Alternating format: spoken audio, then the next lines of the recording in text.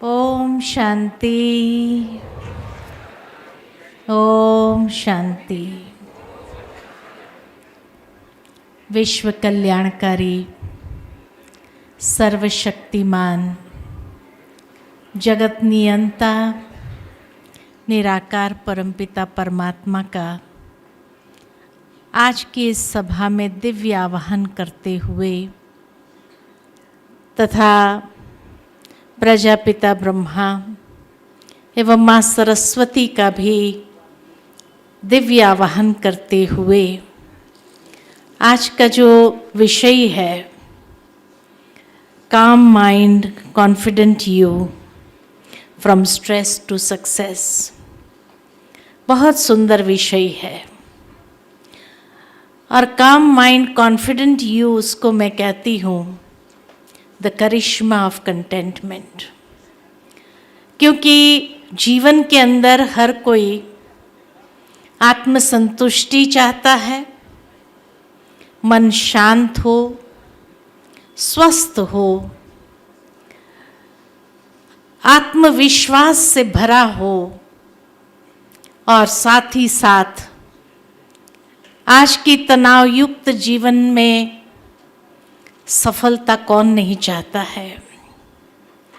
सफलता के शिखर पर हम सभी पहुंचना चाहते हैं, लेकिन अगर तनाव से भरा हुआ मन होगा, अनेक प्रकार के कंफ्यूजन के बादल होंगे, तो सक्सेस तो बहुत दूर की बात है। और इसीलिए मन का शांत होना बहुत आवश्यक है।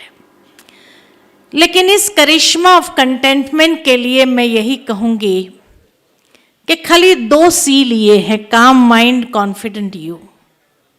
आवश्यकता है 5 सी की, और इस 5 सी से मैं आरंभ करती हूं। जब हम कहते हैं काम माइंड, दूसरा है क्लियर फोकस। मन शांत भी हो और क्लैरिटी वाला हो, स्पष्ट हो, क्लियर फोकस हो, तब कॉन्फिडेंस अपने आप आने लगता है। और जहाँ कॉन्फिडेंस आता है वहाँ एक कमिटमेंट अपने आप से होने लगता कि इसको हम अवश्य पूरा करेंगे।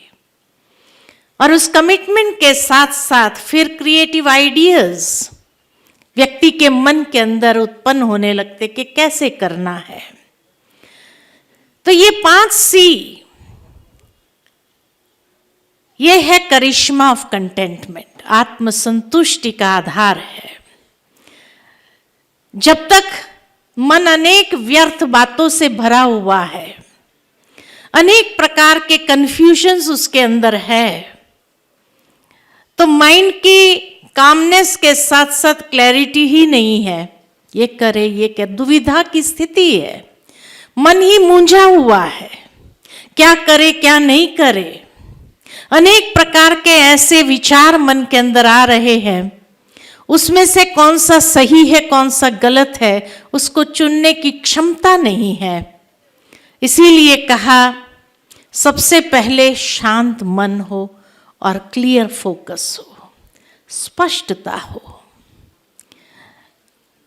एक शांत जल होता है तो नीचे तक हर चीज बहुत स्पष्ट दिखाई देने लगती है, इतना क्रिस्टल क्लियर वाटर हो जाता है, नीचे तक दिखाई देती है। लेकिन अगर पानी हलचल वाला हो तो उसमें कुछ भी स्पष्टता नजर नहीं आती है। जीवन का हाल भी कुछ ऐसा ही है। जीवन के अंदर भी मन के अंदर अगर शांति नहीं है तो अनेक प्रकार के रिपल्स जो क्रिएट हो रहे हैं वो क्लैरिटी को अंदर बिल्डअप होने नहीं देता है। और जहां ये दोनों ही नहीं हो तो कॉन्फिडेंस कहां से आएगा, आत्मविश्वास जागृत ही नहीं होगा। आत्मविश्वास तो सब जागृत हो जब व्यक्ति बहुत क्लियर है कि उसको क्या करना है लाइफ के अंदर, एक ही फोकस उसके पास है, इतनी बुद्धि स्पष्ट हो। और जब ऐसी बुद्धि स्पष्ट होती है तब जाकर के वो जीवन के अंदर आत्मविश्वास को धारण कर सकता है और तब वो प्रतिबद्ध हो जाता है कि हाँ मुझे ये करना है। और इसको करने के लिए फिर क्रिएटिव रचनात्मक विचार उसके मन के अंदर तब फ्लो होना शुरू होता है कि हाँ ऐसे कर सकते हैं, ऐसा कर सकते हैं, ऐसा कर सकते हैं। ये एक तरीका बहुत सुंदर है। तो क्रिएटिविटी बहुत ज़रूरी है। जब तक ये 5 C न हो तो जीवन के अंदर व्यक्ति आगे बढ़ नहीं सकता है। और कल ही हम सभी ने अंतर्राष्ट्रीय विश्व मेडिटेशन ध्यान दिवस मनाया। 21 जून को वर्ल्ड योगा डे के रूप में सेलिब्रेट करते हैं और सारा विश्व उसके अंदर जुड़ गया कि वर्ल्ड योगा डे में हर कोई अपने वहाँ पर या अपने जीवन में प्रतिबद्ध होता है कि कुछ फिजिकल एक्सरसाइजेस बहुत ज़रूरी है स्वास्थ्य के लिए, और इसलिए योगा करता है, प्राणायाम करता है, अनेक प्रकार की एक्सरसाइजेस उसने इंट्रोड्यूस की है जीवन के अंदर जिससे फिटनेस उसकी बनी रहे। लेकिन तब जाकर धीरे धीरे ये महसूस हुआ कि फिजिकल फिटनेस का आधार भी कहीं ना कहीं मन है। जब तक मन स्वस्थ नहीं है, मन संतुलित नहीं है, एक बैलेंस स्टेट ऑफ माइंड नहीं है, तब तक फिजिकल फिटनेस भी कैसे आ सकती है। तो आवश्यकता तो तब है कि जब मन संतुलित हो, मन हमारा सशक्त हो, मन हमारा शक्तिशाली हो, मन हमारा शांत हो, मन स्पष्ट हो, तब जाकर के फिजिकल फिटनेस भी सही होती है। और इसीलिए यूनाइटेड नेशंस ने जब ये महसूस किया कि फिजिकल फिटनेस का आधार मन है, तो वर्ल्ड मेडिटेशन डे के रूप में 21 दिसंबर को उन्होंने सारे विश्व के लिए खुला रखा और सारा विश्व ने उसको स्वीकार किया कि हाँ मेडिटेशन की आवश्यकता है। मेडिटेशन सिर्फ मानसिक रूप से स्वयं को स्वस्थ करने की बात नहीं है, लेकिन इमोशनल फिटनेस को भी ले आती है। इसीलिए कहा जहां मानसिक और इमोशनल भावनात्मक दोनों का संतुलन होगा जीवन के अंदर, तो फिजिकल फिटनेस सहज आ सकेगी। आज मन के अंदर स्ट्रेस भरा हुआ हो और भावनाएं इतनी प्रदूषित हो गई हो, पोल्यूटेड हो गई हो, जहां इंटरनल बैलेंस ही नहीं है, तो फिजिकल फिटनेस क्या करेंगे। हमने कई लोगों को देखा यंग हेल्दी रोज जिम जाने वाले अचानक हार्ट अटैक आता है। कारण क्या? कहीं ना कहीं स्ट्रेस लेवल बहुत हाई हो गया, इमोशनल इम्बैलेंस जीवन के अंदर आ गया और वो दो चीजों ने व्यक्ति को समाप्त कर दिया। एक हंसती खेलती जिंदगी को समाप्त कर देते, उनके परिवार वाले परेशान हो जाते हैं। तो आज मन के अंदर ये स्ट्रेस भी क्यों है? आज अनेक प्रकार से मनुष्य तनावग्रसित हो गया है। तनाव क्या चीज है और क्या ये तनाव से हम मुक्त नहीं हो सकते हैं या उसको मैनेज ही करना पड़ेगा? कई लोग सोचते हैं स्ट्रेस मैनेजमेंट सीख लेना चाहिए, स्ट्रेस तो आता रहेगा और उसको मैनेज करते रहे। आप क्या समझते, स्ट्रेस फ्री हो सकते हैं या स्ट्रेस को मैनेज करना ही सीख लेना चाहिए? क्या समझते हैं? हाँ, स्ट्रेस फ्री हो सकते हैं या स्ट्रेस मैनेज करना सीखना चाहिए? स्ट्रेस फ्री हो सकते हैं, क्यों नहीं हो सकते हैं? आज किसी को सर्दी जुकाम बुखार आता है तो भी उसको लेकर जीना नहीं चाहता है, तुरंत डॉक्टर के पास जाता है, भाई मुझे सर्दी जुकाम बुखार हो गया है और मैं उससे फ्री हो जाना चाहता हूँ, इसको लेकर के जीना नहीं चाहता हूँ। वीकनेस आ जाती है, अनेक प्रकार के परेशानी उठानी पड़ती है। काम नहीं कर सकता है तो व्यक्ति उससे भी तुरंत मुक्त होना चाहता है। तो फिर ये स्ट्रेस को लेकर के जीना क्यों चाहता है? स्ट्रेस क्या चीज है? जिस तरह शरीर को अगर सर्दी जुकाम बुखार आ जाए और डॉक्टर जी के पास जाए और डॉक्टर साहब से कहे कि भाई मुझे ये सर्दी जुकाम बुखार क्यों हुआ है, तो डॉक्टर साहब शायद यही कहेंगे कि आपकी फिजिकल इम्यूनिटी लो हो गई है, इसलिए बाहर के वायरस ने आपको अटैक किया है। आपको फिजिकल इम्यूनिटी को बढ़ाना होगा और उसके लिए ये टॉनिक लो, ये विटामिन्स लो, तो आपकी फिजिकल इम्यूनिटी बढ़ती जाएगी। और साथ में एंटीबायोटिक ले लो ताकि उस वायरस को आप सहजता से खत्म कर सको। ये 2 सजेशन देता है। लेकिन आज मनुष्य के मन में स्ट्रेस क्यों हो रहा है? क्योंकि कहीं ना कहीं हमारी स्पिरिचुअल इम्यूनिटी लो हो गई है, बहुत क्षीण हो गई है। इसलिए हर छोटी बात मन को प्रभावित करती है। किसी ने कुछ कह दिया, फीलिंग आ जाती है। किसी ने कुछ ऐसी बात कह दी, बस माइंड अपसेट हो गया, डिस्टर्ब हो गया।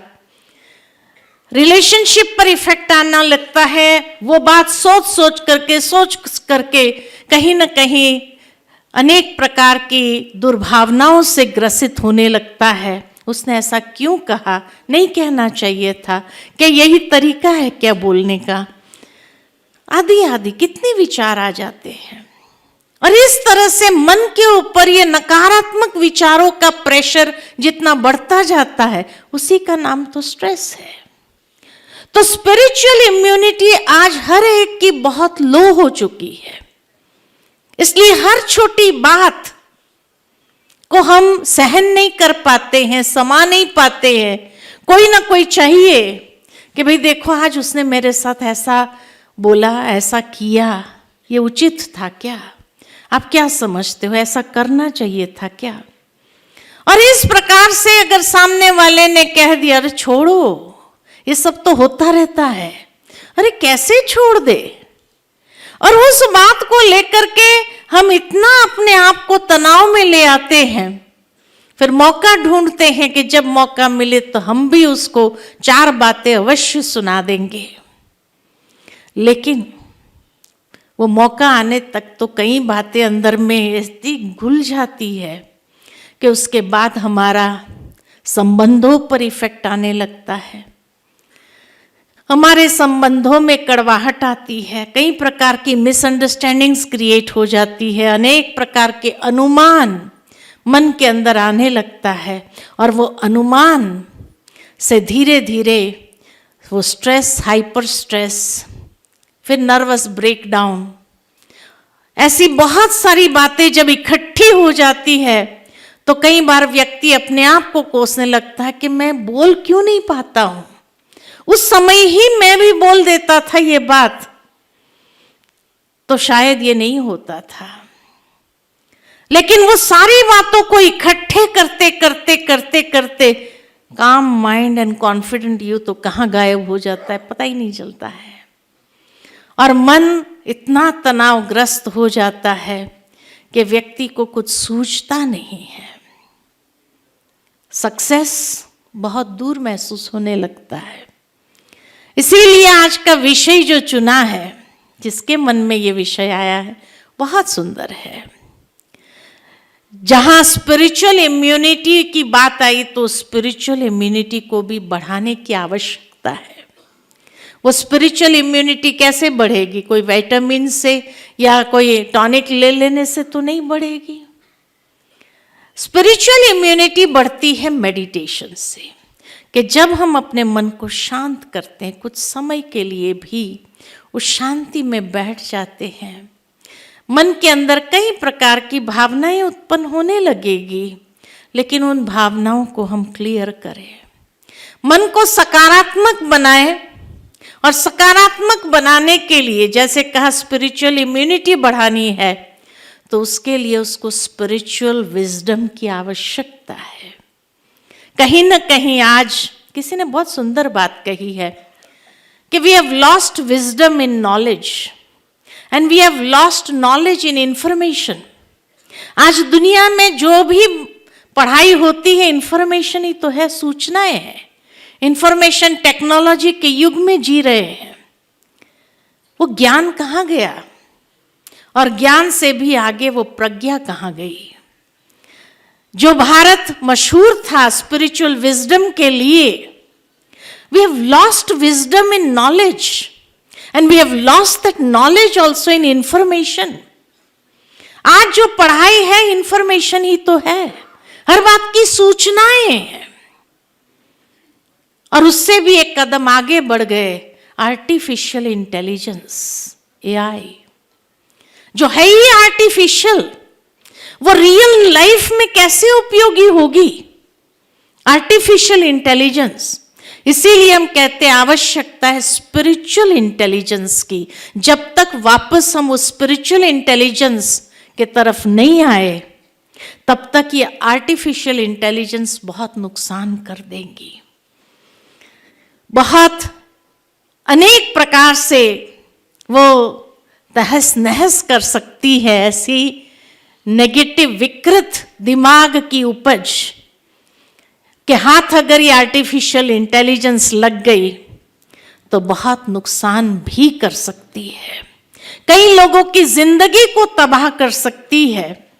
अभी रिसेंटली मैं किसी एक आर्टिकल पढ़ रही थी कि एक व्यक्ति ने सुसाइड कर लिया। क्यों किया? तो आर्टिफिशियल इंटेलिजेंस से उसके दोस्तों ने उसके साथ मजाक करना चाहा। आर्टिफिशियल इंटेलिजेंस सीखा, सोचा चलो इसी व्यक्ति के ऊपर हम प्रयोग करते हैं और देखते हैं उसका रिएक्शन क्या होता है। किसी लड़की का चित्र इमर्ज किया उसी आर्टिफिशियल इंटेलिजेंस में और उसी के साथ उसका संबंध है ये दिखाने का प्रयत्न किया और उसको रील के रूप में चला दिया।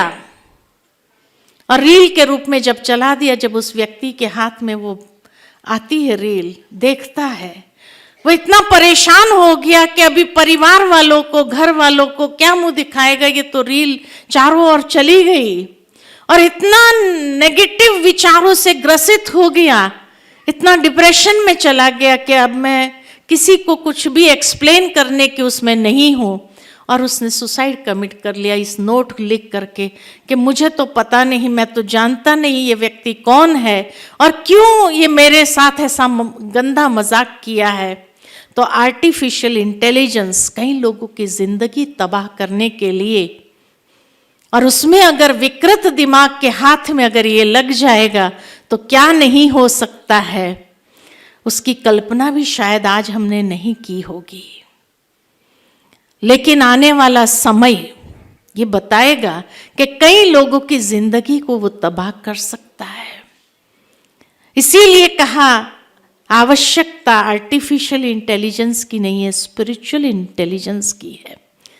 कि जब वो स्पिरिचुअल विजडम को अपने जीवन के अंदर ले आएगा तो वो जरूर है कि वो इस तरह की पॉजिटिव स्टेट ऑफ माइंड को क्रिएट कर सकेगा और इसका उपयोग भी नकारात्मक दिशा में नहीं करेगा और सकारात्मक स्वरूप से उसको उपयोग में लाएगा, मन को सशक्त करेगा।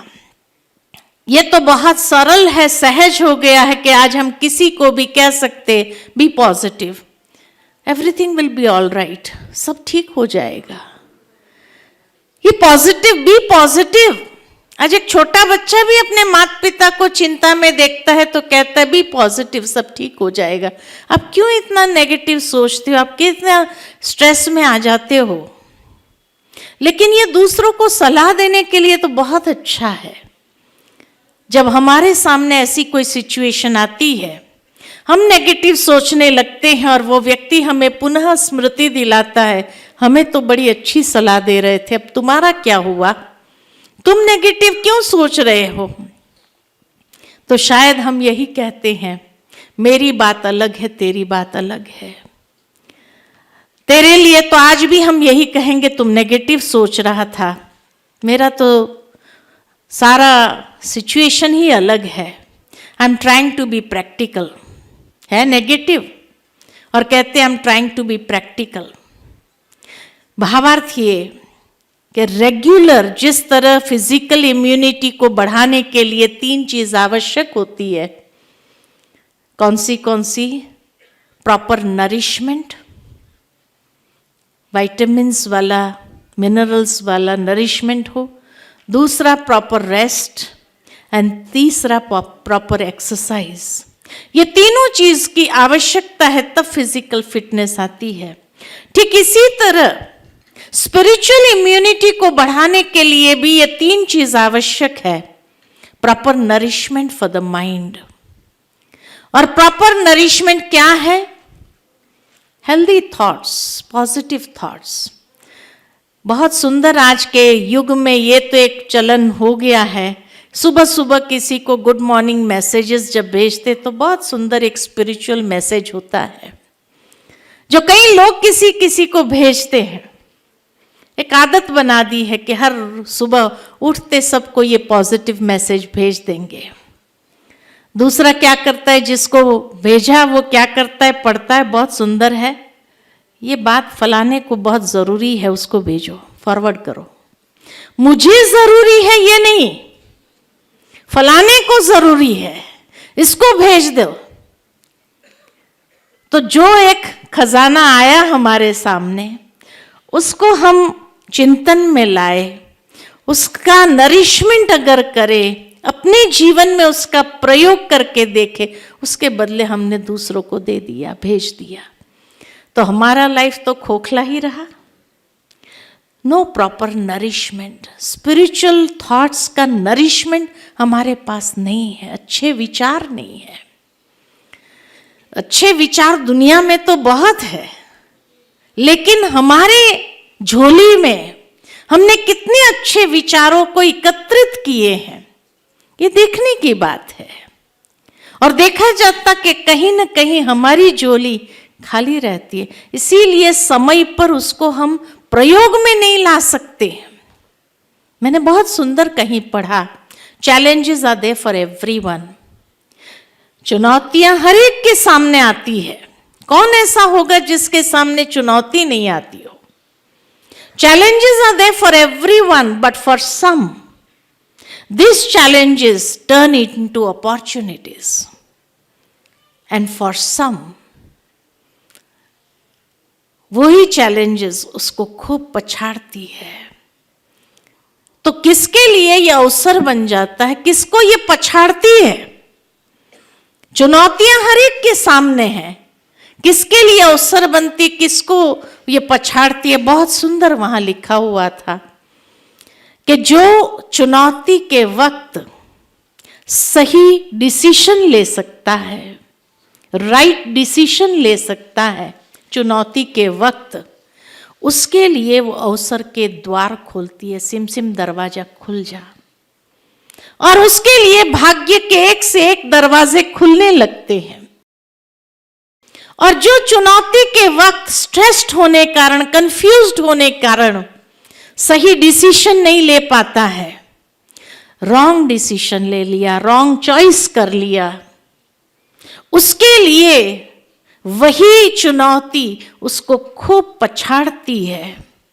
इतना पछाड़ती है कि बाद में वो अवसर के द्वार तो बंद हो ही जाते हैं, बाद में वो पछताता है, काश मैंने उस समय फलाने की बात नहीं सुनी होती, अपना कॉन्शियस को मैंने समझा होता, सुना होता। क्यों नहीं उसका कॉन्शियस काम किया? क्योंकि उसकी झोली में पॉजिटिव थॉट्स ही नहीं है। उसकी झोली के अंदर, बुद्धि रूपी झोली में कोई पॉजिटिव विचार ही नहीं है जो काम करे उस वक्त, और उसने उसका सहारा लिया जो नेगेटिव है हर बात में, उसको तो दोस्त बनाया है, और उसने जो नेगेटिव विचार दिया उसी को फॉलो किया, तो वो अवसर के द्वार तो बंद हो गए। रॉन्ग चॉइस, रॉन्ग डिसीजंस, और इसीलिए जीवन के अंदर एकदम पछाड़ने का अनुभव करता है।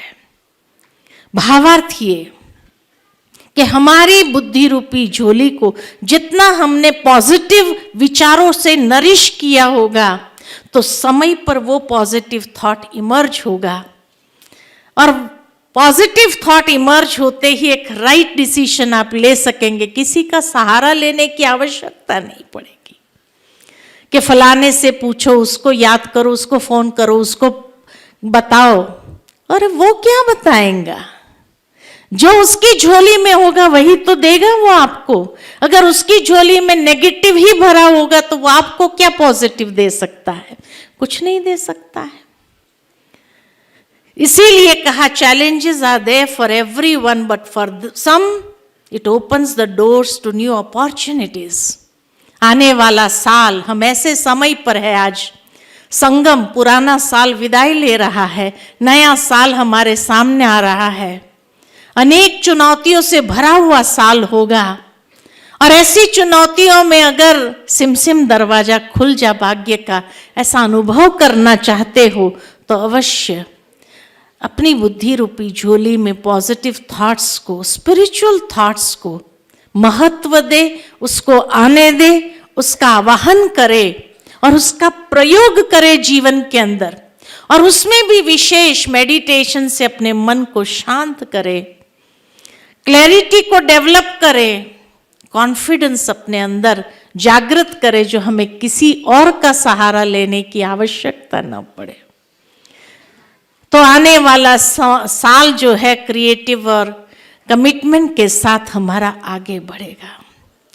अनेक प्रकार के रेजोल्यूशंस हम अपने आप से बना सकेंगे कि इस आने वाले साल को हमें किस तरह जीना है, किस तरह हमें आगे बढ़ना है और कैसे अपने उस मुकाम पर पहुंचना है जो सक्सेस हमने अपने लिए सोचा है।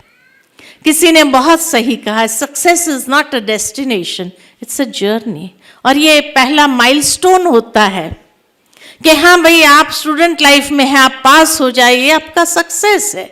लेकिन फिर आगे की जिंदगी जो है, उस जिंदगी के लिए आपका अलग सक्सेस का एक मायना हो जाएगा, अलग अलग सक्सेस की एक डेफिनेशन हो जाएगी।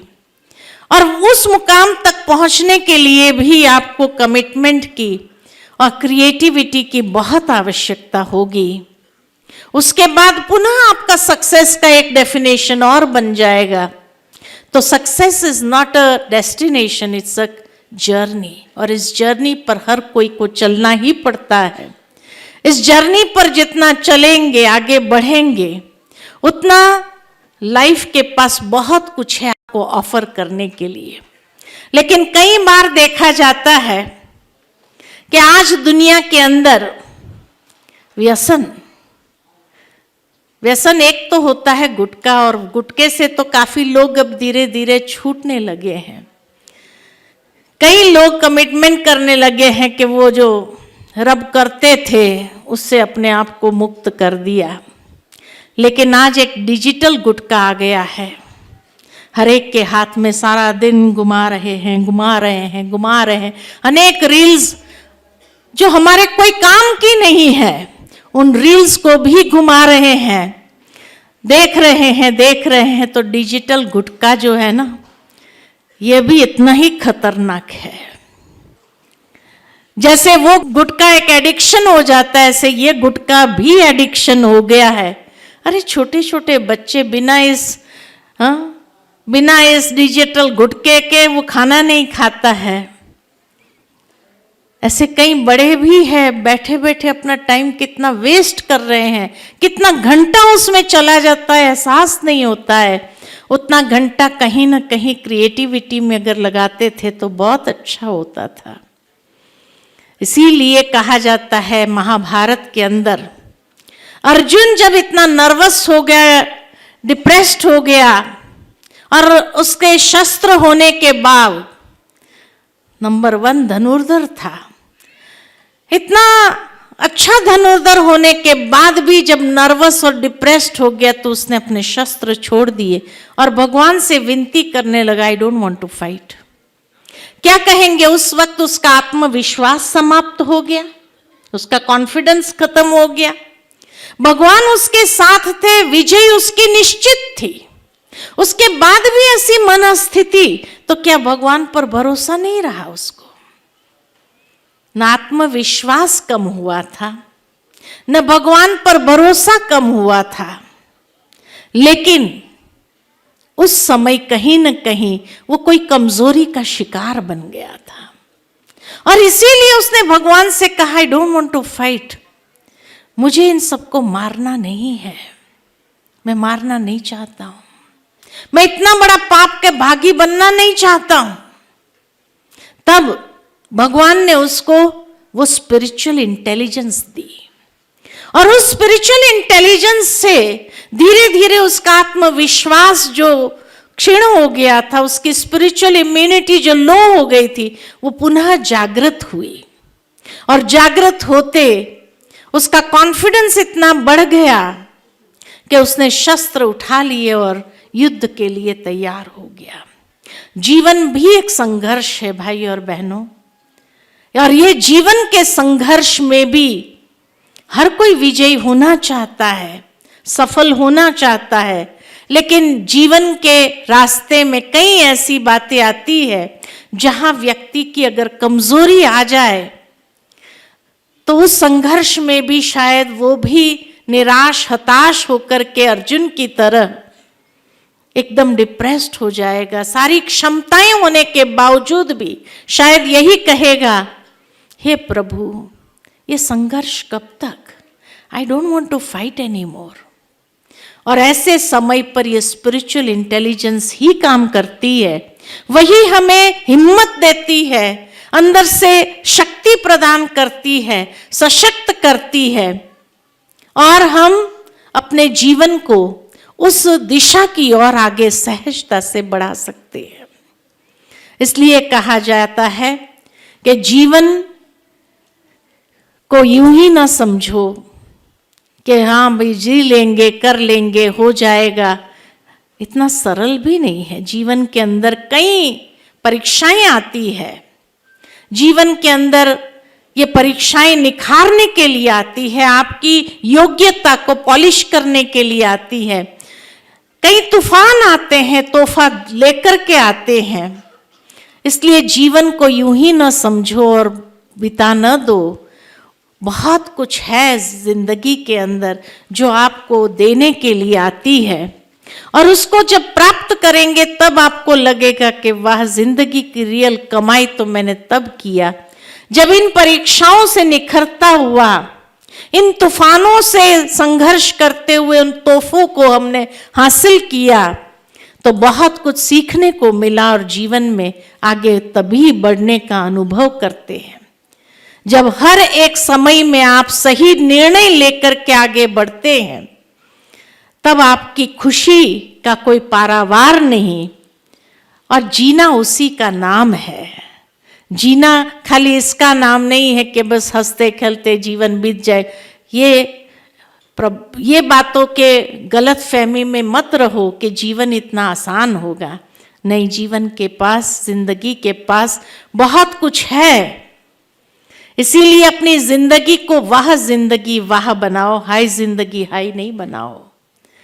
वाह जिंदगी वाह जितनी होगी उतना आप तनाव में होते हुए भी अनेक प्रकार के तनाव को पॉजिटिव एटीट्यूड और पॉजिटिव स्टेट ऑफ माइंड से बहुत सहजता से पार कर सकेंगे, और उसमें से बहुत कुछ सीखते हुए अनुभव का खजाना लेकर के, जो आज हमारे बड़े बुजुर्ग हैं उनके पास जीवन में बहुत सारा अनुभव है।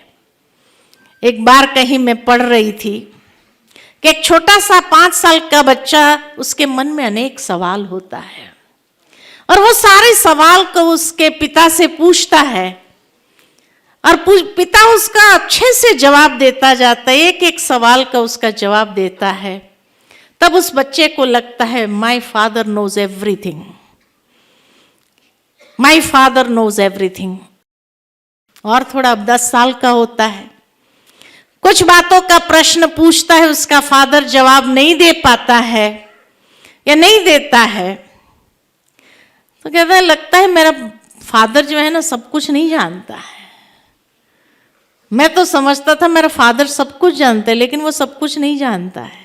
उसके सवाल इतने कॉम्प्लिकेटेड हो गए तो क्या करे। फादर भी कई चीज़ों का उस समय उसके सामने वर्णन करना सही नहीं समझता कि ये अभी तक उसकी परिपक्व उम्र नहीं है जो मैं इस बात का वर्णन कर सकूं। बच्चा समझता है मेरा फादर सब कुछ नहीं जानता है, और 15 साल का होता है तो वो अपने फादर के साथ बैठता है, अगर कोई बात करता है और फादर अपने अनुभव के आधार से उसको कुछ सिखाना चाहता है तो क्या कहता है, डैड आप कुछ नहीं जानते हो, आप कुछ नहीं जानते हो। जो 5 साल का था तब कहता था डैड आप सब, मेरा डैड सब कुछ जानता है, नोज एवरीथिंग। फिर आया सब नहीं जानता है, और 15 साल का हुआ, 16 साल का हुआ तो कहता है डैड आप कुछ नहीं जानते हो, ये दुनिया क्या है आपको नहीं मालूम। 20 साल 22 साल का होता है और अगर उसके फादर ने कुछ कहना चाहा तो कहता है मेरा डैड है ना पागल हो गया है, बेमतलब की बातें करता है। और 25 साल 26 साल का होता है और डैड अगर कुछ कहना भी चाहता है तो कह प्लीज आप न बोलो तो ही अच्छा है, आप न बोलो तो ही अच्छा है, आपको कुछ नहीं मालूम इस दुनिया का, आपकी बातें इम्प्रैक्टिकल है, नहीं समझते हैं आप। उसके बाद जब 35-40 साल का होता है और उसका अपना बच्चा होता है तब उसको महसूस होने लगता है शायद मेरा बाप जो मुझे कहना चाहता था ना वो सही था, कुछ अंश तक सही था। 50 साल का जैसे होने लगता है तब उसको लगता है नहीं मेरा बाप बहुत कुछ जानता था, मुझे उससे अनुभव का खजाना लेना चाहिए था। 60 साल 65 साल का होता है तब उसको लगता है नहीं मेरा बाप सब कुछ जानता था। पुनः उस साइकिल पर आ जाता है, मेरा बाप सब कुछ जानता था, काश मैंने उस समय उसकी बातें सुनी होती थी, उसका उस अनुभव को पाया होता था।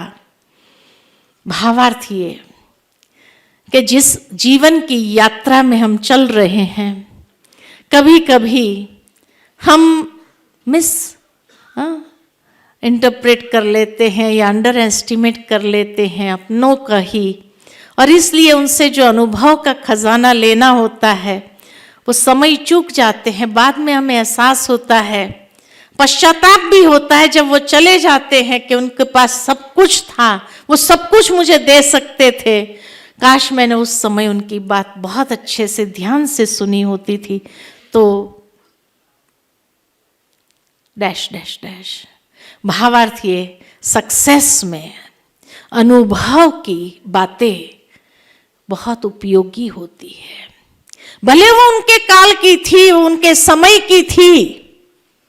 आज हमारा समय अलग है लेकिन फिर भी उस बात को अगर शायद आज के समय के रूप से हम उसका प्रयोग करें तो सक्सेस में कहीं ना कहीं वो अपना रोल तो प्ले करती ही है, हमें बहुत कुछ दे जाती है, एक मैच्योरिटी आने लगती है तो स्पिरिचुअल इंटेलिजेंस हमारे अंदर स्पिरिचुअल मैच्योरिटी ले आती है, और स्पिरिचुअल मैच्योरिटी के आधार से ही व्यक्ति सक्सेसफुल बनता है जब उसका प्रैक्टिकल प्रयोग करता है। इसीलिए कहा आज के युग में अनेक तनाव ग्रसित ये जिंदगी है, लेकिन इस जिंदगी को सही मायने में जीना है, हंसी खुशी के साथ जीना है, तो स्पिरिचुअल इंटेलिजेंस और स्पिरिचुअल मैच्योरिटी को अपने जीवन में ले आओ और फिर देखो जिंदगी का स्वरूप ही कुछ और हो जाएगा। कामनेस, कॉन्फिडेंस और करिश्मा आप अपने जीवन के अंदर अनुभव कर सकेंगे। The charisma of contentment will be always with you. इन्हीं शब्दों के साथ मैं वाणी को विराम देती हूँ। बहुत बहुत बहुत धन्यवाद आप सबका और सुनने के लिए। ओम शांति।